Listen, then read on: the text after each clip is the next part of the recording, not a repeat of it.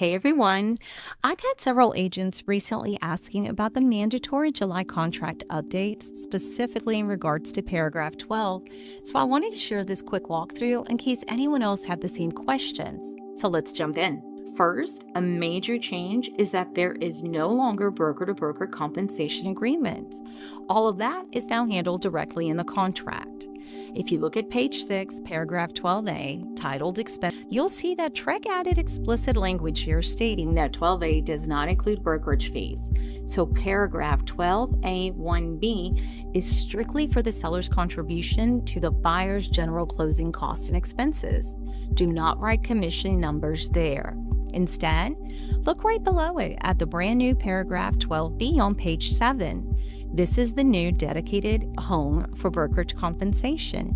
12B clearly states that brokerage compensation is fully negotiable and not set by law, as we all know. It also specifies that each party pays their own broker paid on their separate written agreements, meaning your buyer's rep agreement and the listing agreement. Then it gives us two clear options. Option 1, 12B1. This is where the seller agrees to pay an amount toward the brokerage compensation that the buyer owes the buyer's broker. Option 2, 12B2, is where the buyer agrees to pay an amount toward the brokerage compensation that the seller owes the seller's broker. So let's look at how this plays out in real life. Example 1. Your buyer rep agreement says your fee is 3%. The seller is offering a 2% contribution. Because the seller is contributing toward what the buyer owes you, you check 12B1 and write 2%. Where does the remaining 1% go? You do not write it into the sales contract. The seller isn't paying it, so it doesn't belong in their contract. It stays between you and your buyer under your separate buyer's rep agreement. And title will collect that remaining 1% from the buyer's cash to close via your CDA. Do not jam that 1% into 12B2. That is not what it's for.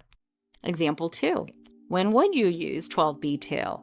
Let's say a seller owes their listing broker 3%. To make their offer stand out in a competitive situation, the buyer decides to pitch in and pay 1% of that listing broker's fee for the seller. Because the buyer is contributing toward what the seller owes their broker, you would check 12B2 and put 1% there. So to sum it up, 12A1B is for contributing to general buyer expenses, no commissions, and 12B is exclusively for broker compensation. If you're ever writing an offer, just ask yourself who is contributing to whose broker. And if you're still unsure, call your broker before hitting submit. That's what we're here for, to catch those tiny contract details before they become big closing table headaches.